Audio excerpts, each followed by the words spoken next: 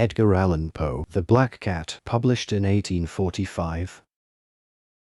For the most wild, yet most homely narrative which I am about to pen, I neither expect nor solicit belief.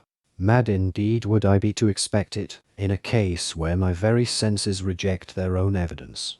Yet, mad am I not, and very surely do I not dream. But tomorrow I die, and today I would unburthen my soul. My immediate purpose is to place before the world, plainly, succinctly, and without comment, a series of mere household events. In their consequences, these events have terrified, have tortured, have destroyed me. Yet I will not attempt to expound them.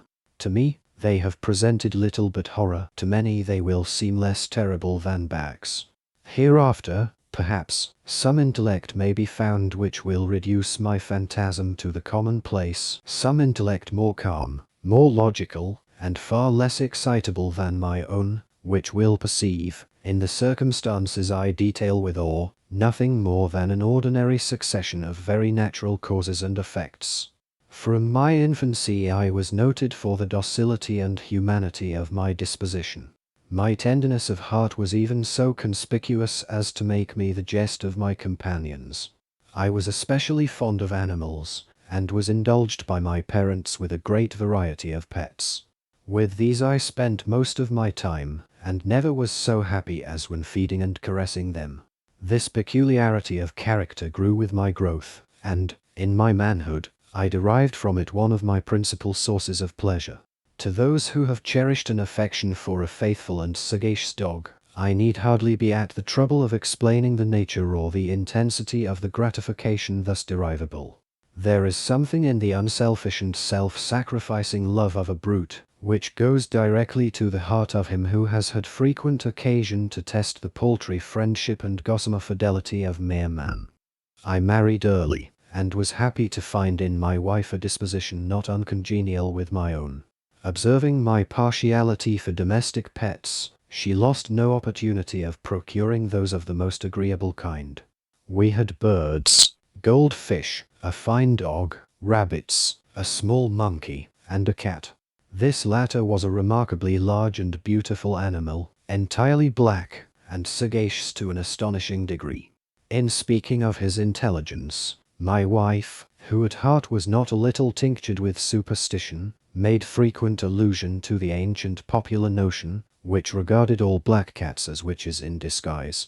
Not that she was ever serious upon this point, and I mention the matter at all for no better reason than that it happens, just now, to be remembered. Pluto, this was the cat's name, was my favorite pet and playmate. I alone fed him, and he attended me wherever I went about the house. It was even with difficulty that I could prevent him from following me through the streets. Our friendship lasted, in this manner, for several years, during which my general temperament and character, through the instrumentality of the fiend intemperance, had, I blush to confess it, experienced a radical alteration for the worse. I grew, day by day, more moody, more irritable, more regardless of the feelings of others. I suffered myself to use intemperate language to my wife. At length, I even offered her personal violence. My pets, of course, were made to feel the change in my disposition. I not only neglected, but ill-used them. For Pluto, however, I still retained sufficient regard to restrain me from maltreating him, as I made no scruple of maltreating the rabbits, the monkey, or even the dog, when by accident, or through affection, they came in my way. But my disease grew upon me, for what disease is like alcohol? And at length even Pluto, who was now becoming old, and consequently somewhat peevish, even Pluto began to experience the effects of my ill temper. One night, returning home, much intoxicated, from one of my haunts about town, I fancied that the cat avoided my presence. I seized him, when, in his fright at my violence, he inflicted a slight wound upon my hand with his teeth. The fury of a demon instantly possessed me. I knew myself no longer. My original soul seemed, at once, to take its flight from my body, and a more than fiendish malevolence, gin-nurtured, thrilled every fibre of my frame. I took from my waistcoat pocket a penknife, opened it, grasped the poor beast by the throat, and deliberately cut one of its eyes from the socket. I blush, I burn, I shudder, while I pen the damnable atrocity. When reason returned with the morning, when I had slept off the fumes of the night's debauch, I experienced a sentiment half of horror, half of remorse, for the crime of which I had been guilty. But it was, at best, a feeble and equivocal feeling, and the soul remained untouched. I again plunged into excess, and soon drowned in wine all memory of the deed. In the meantime the cat slowly recovered. The socket of the lost eye presented, it is true, a frightful appearance, but he no longer appeared to suffer any pain. He went about the house as usual, but, as might be expected, fled in extreme terror at my approach. I had so much of my old heart left, as to be at first grieved by this evident dislike on the part of a creature which had once so loved me. But this feeling soon gave place to irritation. And then came, as if to my final and irrevocable overthrow, the spirit of perverseness. Of this spirit philosophy takes no account. Yet I am not more sure that my soul lives, than I am that perverseness is one of the primitive impulses of the human heart, one of the indivisible primary faculties, or sentiments, which give direction to the character of man. Who has not, 100 times, found himself committing a vile or a silly action, for no other reason than because he knows he should not? Have we not a perpetual inclination, in the teeth of our best judgment, to violate that which is law, merely because we understand it to be such? This spirit of perverseness, I say, came to my final overthrow. It was this unfathomable longing of the soul to vex itself, to offer violence to its own nature, to do wrong for the wrong's sake only, that urged me to continue and finally to consummate the injury I had inflicted upon the unoffending brute. One morning, in cool blood, I slipped a noose about its neck and hung it to the limb of a tree, hung it with the tears streaming from my eyes, and with the bitterest remorse at my heart, hung it because I knew that it had loved me, and because I felt it had given me no reason of offense. Hung it because I knew that in so doing I was committing a sin, a deadly sin that would so jeopardize my immortal soul as to place it, if such a thing were possible, even beyond the reach of the infinite mercy of the most merciful and most terrible God. On the night of the day on which this cruel deed was done, I was aroused from sleep by the cry of fire. The curtains of my bed were in flames. The whole house was blazing. It was with great difficulty that my wife, a servant, and myself made our escape from the conflagration. The destruction was complete. My entire worldly wealth was swallowed up, and I resigned myself thenceforward to despair. I am above the weakness of seeking to establish a sequence of cause and effect between the disaster and the atrocity. But I am detailing a chain of facts, and wish not to leave even a possible link imperfect. On the day succeeding the fire, I visited the ruins. The walls, with one exception, had fallen in. This exception was found in a compartment wall, not very thick, which stood about the middle of the house, and against which had rested the head of my bed. The plastering had here, in great measure, resisted the action of the fire, a fact which I attributed to its having been recently spread. About this wall a dense crowd were collected, and many persons seemed to be examining a particular portion of it with very minute and eager attention. The words strange, singular, and other similar expressions excited my curiosity. I approached and saw, as if graven in bas relief upon the white surface, the figure of a gigantic cat. The impression was given with an accuracy truly marvelous. There was a rope about the animal's neck.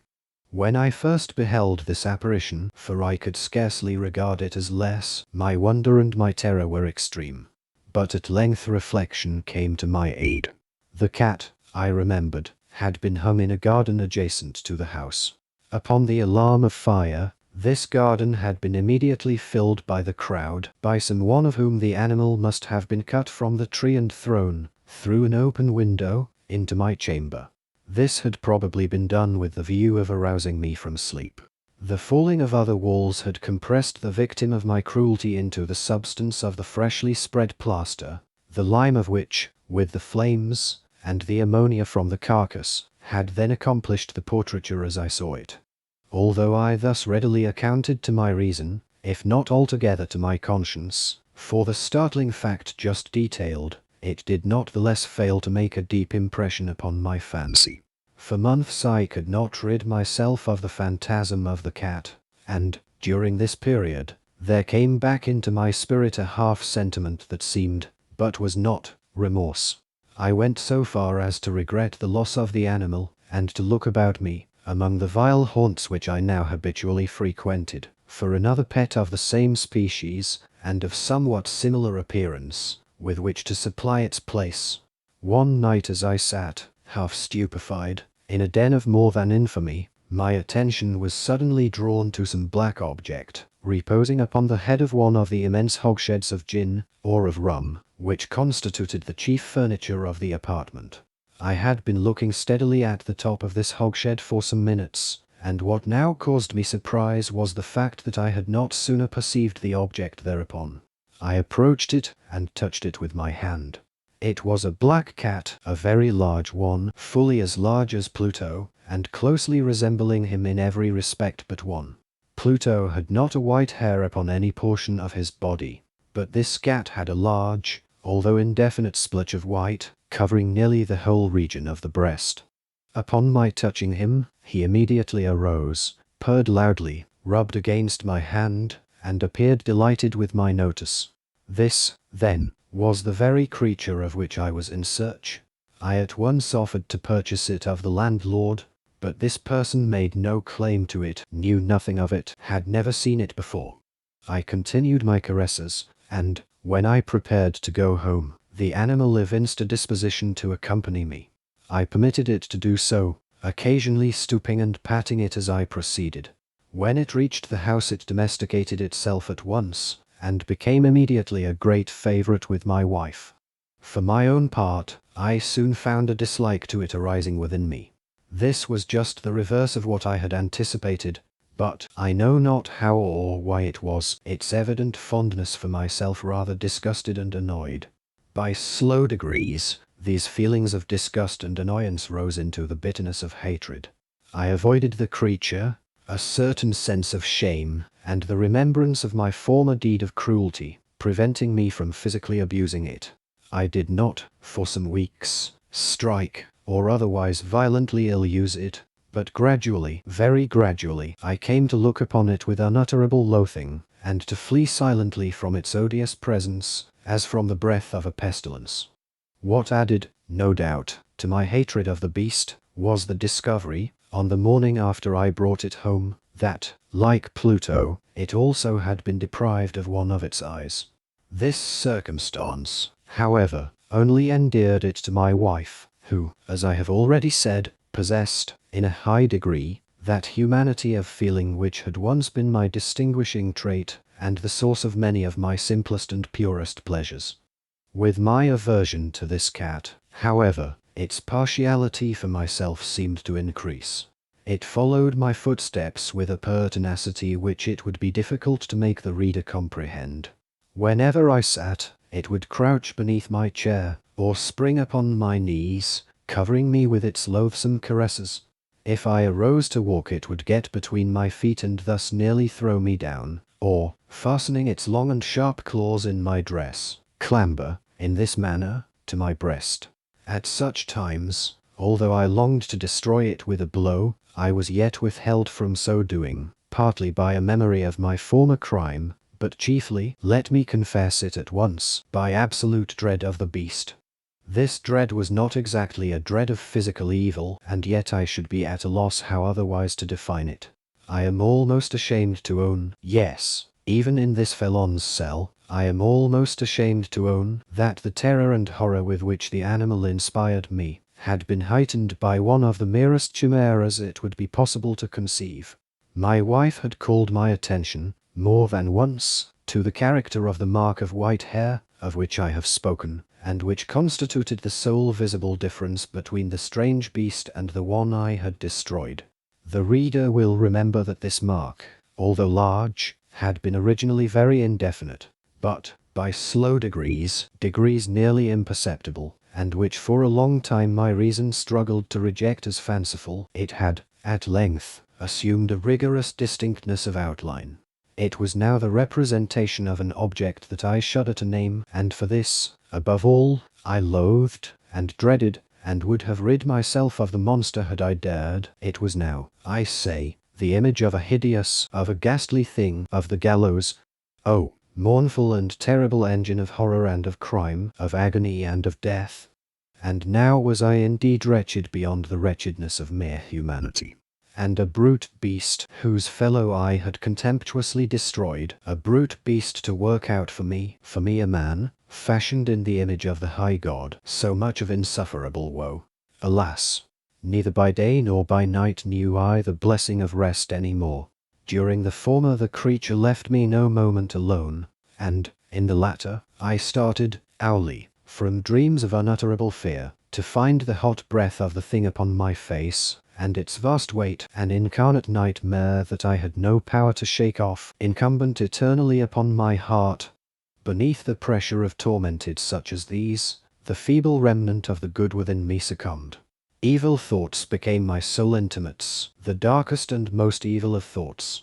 The moodiness of my usual temper increased to hatred of all things and of all mankind, while, from the sudden, frequent, and ungovernable outbursts of a fury to which I now blindly abandoned myself, my uncomplaining wife, alas, was the most usual and the most patient of sufferers. One day she accompanied me, upon some household errand, into the cellar of the old building which our poverty compelled us to inhabit. The cat followed me down the steep stairs, and, nearly throwing me headlong, exasperated me to madness. Uplifting an axe, and forgetting, in my wrath, the childish dread which had hitherto stayed my hand, I aimed a blow at the animal which, of course, would have proved instantly fatal had it descended as I wished. But this blow was arrested by the hand of my wife. Goaded, by the interference, into a rage more than demoniacal, I withdrew my arm from her grasp and buried the axe in her brain. She fell dead upon the spot, without a groan. This hideous murder accomplished, I set myself forthwith, and with entire deliberation, to the task of concealing the body.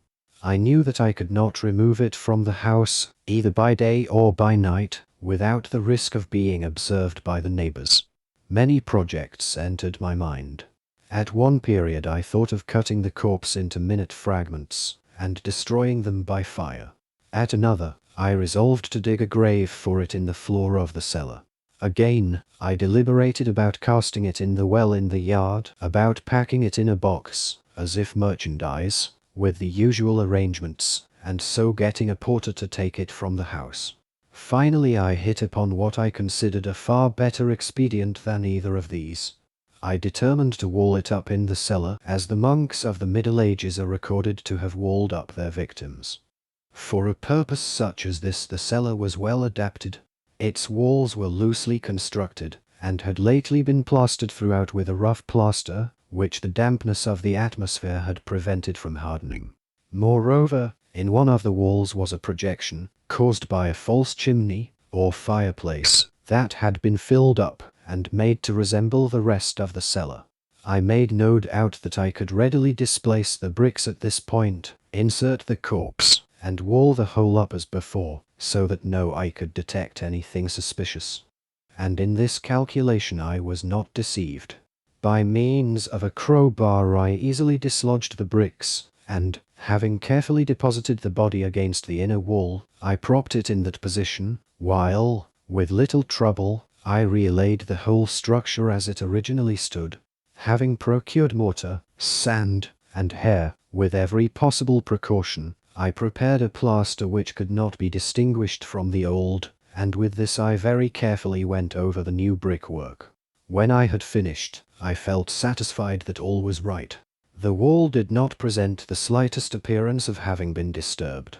The rubbish on the floor was picked up with the minutest care. I looked around triumphantly, and said to myself, here at least, then, my labor has not been in vain. My next step was to look for the beast which had been the cause of so much wretchedness, for I had, at length, firmly resolved to put it to death. Had I been able to meet with it, at the moment, there could have been no doubt of its fate. But it appeared that the crafty animal had been alarmed at the violence of my previous anger, and forbore to present itself in my present mood. It is impossible to describe, or to imagine, the deep, the blissful sense of relief which the absence of the detested creature occasioned in my bosom. It did not make its appearance during the night, and thus for one night at least, since its introduction into the house, I soundly and tranquilly slept. I slept even with the burden of murder upon my soul. The second and the third day passed, and still my tormentor came not. Once again I breathed as a freeman. The monster, in terror, had fled the premises forever. I should behold it no more. My happiness was supreme. The guilt of my dark deed disturbed me but little. Some few inquiries had been made, but these had been readily answered. Even a search had been instituted, but of course nothing was to be discovered. I looked upon my future felicity as secured. Upon the fourth day of the assassination, a party of the police came, very unexpectedly, into the house, and proceeded again to make rigorous investigation of the premises. Secure, however, in the inscrutability of my place of concealment, I felt no embarrassment whatever. The officers bade me accompany them in their search. They left no nook or corner unexplored. At length, for the third or fourth time, they descended into the cellar. I quivered not in a muscle. My heart beat calmly as that of one who slumbers in innocence. I walked the cellar from end to end. I folded my arms upon my bosom, and roamed easily to and fro. The police were thoroughly satisfied and prepared to depart. The glee at my heart was too strong to be restrained. I burned to say if but one word, by way of triumph, and to render doubly sure their assurance of my guiltlessness. "Gentlemen," I said at last, as the party ascended the steps, "I delight to have allayed your suspicions. I wish you all health, and a little more courtesy. By the by, gentlemen, this is a very well-constructed house." In the rabid desire to say something easily, I scarcely knew what I uttered at all. I may say an excellently well-constructed house. These walls, are you going, gentlemen? These walls are solidly put together, and here, through the mere frenzy of bravado, I rapped heavily, with a cane which I held in my hand, upon that very portion of the brickwork behind which stood the corpse of the wife of my bosom. But may God shield and deliver me from the fangs of the arch-fiend. No sooner had the reverberation of my blows sunk into silence, than I was answered by a voice from within the tomb. By a cry, at first muffled and broken, like the sobbing of a child, and then quickly swelling into one long, loud, and continuous scream, utterly anomalous and inhuman, a howl, a wailing shriek, half of horror and half of triumph, such as might have arisen only out of hell, conjointly from the throats of the damned in their agony and of the demons that exult in the damnation. Of my own thoughts it is folly to speak. Swooning, I staggered to the opposite wall. For one instant the party upon the stairs remained motionless, through extremity of terror and of awe. In the next, a dozen stout arms were toiling at the wall. It fell bodily. The corpse, already greatly decayed and clotted with gore, stood erect before the eyes of the spectators. Upon its head, with red extended mouth and solitary eye of fire, sat the hideous beast whose craft had seduced me into murder, and whose informing voice had consigned me to the hangman. I had walled the monster up within the tomb,